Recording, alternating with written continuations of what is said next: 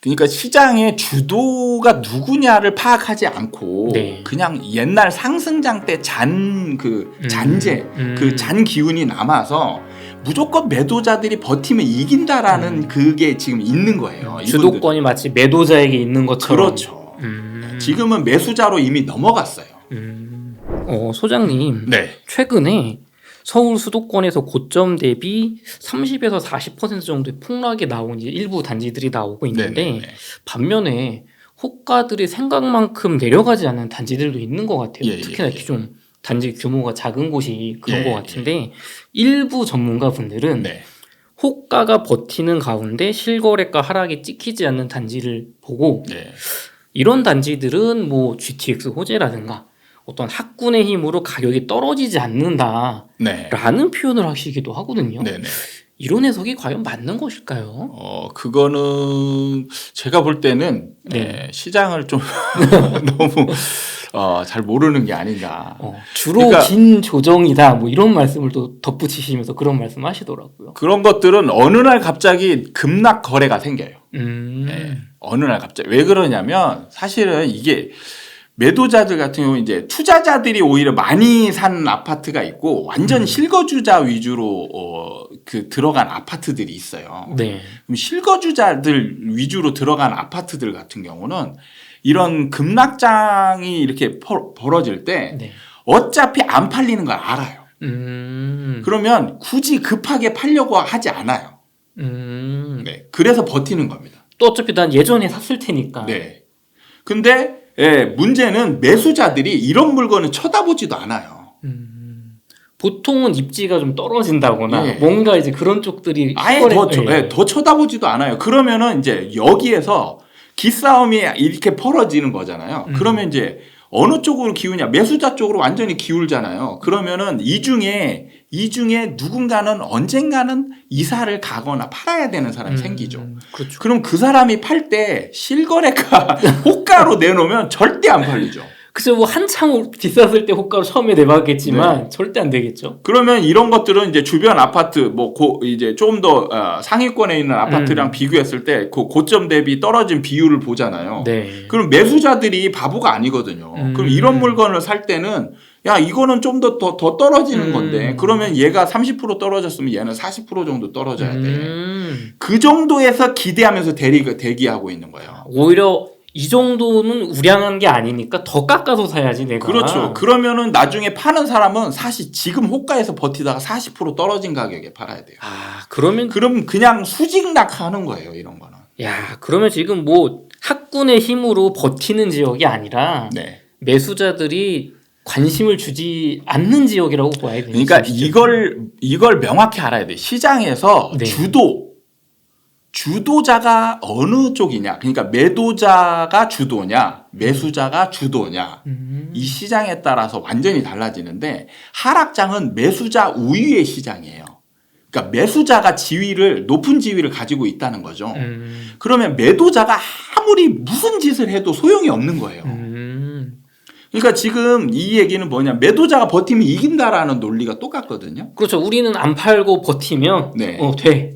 그게 안 되는 게 다른 데들이 다 떨어져서 매수자들의 지금 눈이 이만큼 내려가 있는데 이 단지만 몇 개가 버틴다고 해서 매수자들의 눈이 지금 맨 밑에 있는데 혼자 버틴다고 해서 그게 해결이 되느냐? 안 된다는 거죠. 그럼 결국에는 여기에서 이탈자가 생겼을 때 네. 눈높이에 맞는 거래가 생기려면 결국에는 뚝 떨어질 수밖에 없는 거예요. 그럼 상승장 때 담합으로 가격을 뭐 시장에서 너무나게 올릴 수 없는 것처럼 네. 하락장에서도 담합한다고 버티는 게 아니라 상승장에서는 이 담합이 통해요. 왜 매도자 우위의 시장으로 가니까 네. 주도권을 매도자가 쥐고 있잖아요. 그렇죠. 올리려는 걸 담합을 한다. 그러니까 매수자가 쫓아와서 사야 되잖아요. 네. 그래서 호가를 올리는 행위가 성립이 됩니다.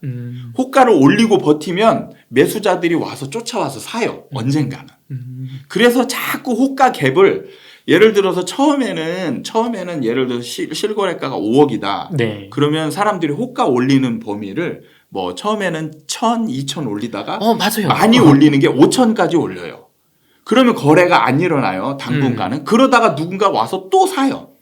그러면은 여기서 또 거래가 또 빈번하게 이루어지잖아요. 그러면 호가 갭을 5천씩 이렇게 하다가 갑자기 1억에서 1억 5천을 또 턱 올려요. 사람들이. 그러면 또 거래가 살짝 멈춥니다. 그래도 버티면 매수자들이 쫓아와서 사요. 근데 상승장 막바지에 뭐 어떤 상황이 벌어지냐면 이제 호가 갭을 어마어마하게 올리는 거예요. 뭐 1, 2억이 아니라 막 3, 4억이 높게 3, 4억 넘게 막 네. 5억, 뭐 심지어는 10억 이렇게 올려놓으면 이제 매수자들이 쫓아갈 수 없는 상황이 되는 거예요. 그러면 이제 그게 끝인 거죠. 아, 그러면은 이 말씀하시는 표현은 정말 맞지가 않는 거네요. 그러니까 시장의 주도가 누구냐를 파악하지 않고 네. 그냥 옛날 상승장 때 잔재, 그 잔 기운이 남아서 무조건 매도자들이 버티면 이긴다라는 그게 지금 있는 거예요. 주도권이 마치 매도자에게 있는 것처럼. 그렇죠. 지금은 매수자로 이미 넘어갔어요. 아, 소장님, 그러면 지금 소장님께서는 하락의 초입, 지금은 하락장의 시작으로 표현을 많이 해주고 계신데요. 네. 2023년 이제 내년에 네. 본격적인 하락장에 진입을 하게 되면 네. 지금과 좀 어떤 변화가 있을까요? 일단 거래량이 좀 늘 겁니다. 거래량이요. 예, 거래량이 느는데 거래량이 느는 게 상승으로 늘어나는 게 아니고 하락된 예를 들어서 뭐 지금 한 17억 뭐 23억 하던 게 17억 떨어졌다. 그럼 네. 하나밖에 안 찍혔잖아요. 그죠. 어쩌다가 한두 개 예. 찍히는 거죠. 그래서 이걸 인정하지 않는 분들이 많은데 그럼 17억 근처에서 거래되는 게 많아지는 거예요. 그러고 호가를 또 매도자들이 이제 호가를 좀 올릴 거 아니에요? 요즘 거래 좀 되나 보다. 그러면 거래가 딱 끊깁니다. 그리고 매수자들은 이제 17억 밑을 바라보지 17억 위를 바라보지 않아요. 네. 그래서 거래량이 느는 거래들이 하락 거래들이 늘어나는 게 이제 특징이 되는 거예요. 그럼 여기 조금 전에 말씀해 주신 것처럼 이제 버티던 사람들이 네. 항복을 하고 이제 던지다 보니까 네. 점점 개수가 늘어나는 그렇죠. 그러니까 1단계에서는 뭐냐면 매도자들이 아직도 하락을 부인하는 단계. 그래서 버티는 거고 이제 본격적인 하락장으로 들어가면 매도자들이 이제 포기 단계에 들어가죠. 포기 단계에 들어가면 이제 많은 분들이 그냥 이제 하락된 거래를 인정하고 그 가격에 이제 매물을 쏟아내는 거예요. 그러면은 기다렸던 매수자들이 이 정도면 살만해라고 하는 사람들이 이제 사는 거죠. 네. 그러면 이제 지금은 매도자들이 다시 올라갈 수 있을 테니까 급하게 팔지 말자 이 느낌이라면 내년부터는 이제 떨어진 걸 인정하고 하락장을 인정하고 여기서 뭐 수익 실현을 한다거나 네. 상황이 안 좋으니까 팔아야겠다. 그렇죠. 그러면은 어떻게 보면은 매수를 이렇게 뭐 내 집 마련하시거나 하시는 분들 입장에서 네. 굉장히 큰 폭의 하락 매물이 많이 나온다고 해석을 할 수가 있겠네요. 그분들 입장에서는 그런 느낌을 받지 않는 게 네. 이미 지금 매수자들은 네. 17억으로 떨어진 하나의 거래가 이분들은 이 가격이 지금 이 가격이라고 생각하는 거예요. 그럼 이제 매물들이 17억 근처에 막 쏟아져 나오면 네. 엄청나게 하락한 거래들이 많이 나온다 이렇게 판단하는 게 아니고 이제 그냥 매물이 나오는구나 이 정도로 파악하는 거예요. 내가 살려면 나는 한 15억, 16억에 나와야지. 그렇죠. 그렇게 이제 기다리는 사람들이 더 많아지는 거예요. 그러니까 일부가 17억 정도면 괜찮겠다라고 매수를 하는 거고 대다수의 매수자들은 더 밑으로 나오길 기다리면서 이제 더 그 눈높이를 낮추는 거예요. 그러면 또 약간의 또 힘싸움이 있겠지만 또 시간이 지난다면 결국에는 그러면 또 이제 매도자들이 네. 또 그 밑으로 이 매수자들이 원하는 가격으로 또 쏟아내게 되고 누군가 또 급한 분이 그래, 그러면 또 이제 그 중에 이제 이 정도면 됐어라고 하는 분들이 또 사고 그러면 대다수의 또 그 매수자들은 또 그 밑을 바라보고 그렇죠. 뭐 이제 한 13억은 돼야지. 네, 이런 식으로 이제 계속 그 계단식 하락이 이루어지는 거예요. 이게 과거에 있었던 그 계단식 장기 하락 시나리오군요. 네. 알겠습니다. 소장님, 그 부동산 시장 과열과 네. 임대차 3법 이후로 이제 급등한 전세로 사실 올해 전세 대란을 예상한 전문가분들이 많으셨잖아요. 그렇죠. 예상과 달리 전세가 이제 급락을 하고 있는데 네. 21년 최고점의 전세 가격으로 예. 전세를 맞추신 아파트들의 만기가 내년 뭐 여름 가을 사이에 이제 돌아와요. 네네. 강남 같은 경우 지금 현재도 최고점 대비 뭐 6억에서 7억 정도 전세가 낮춰서 재계약이 되는 상황인데 네. 이렇게 되면 내년에 부동산 시장이 전세가 하락이 어떤 영향을 좀 미치게 될까요? 지금 아마 굉장히 지금 그때 당시에 임대인 입장에서는 지금 거의 패닉 상태가 될 가능성이 많아요. 근데 이제 이게 참 어려운 게 돈 준비가 만약에 예를 들어서 뭐 10억에 맞췄는데 네. 전세가가 6억으로 떨어졌어요. 그러면 이제 임대인이 새로 맞춘 기존 임차인한테 뭐 예를 들어서 한 4억 정도 이상 내줘야 되잖아요. 그렇죠. 새로 맞추게 되면. 네. 근데 이 돈 준비가 되어 있는 분들은 거의 없습니다. 사실 만 5천만 원, 1억만 떨어져도 이게 쉬운 돈이 아닌데. 네. 이래서 이제 문제가 생기는 게 배째.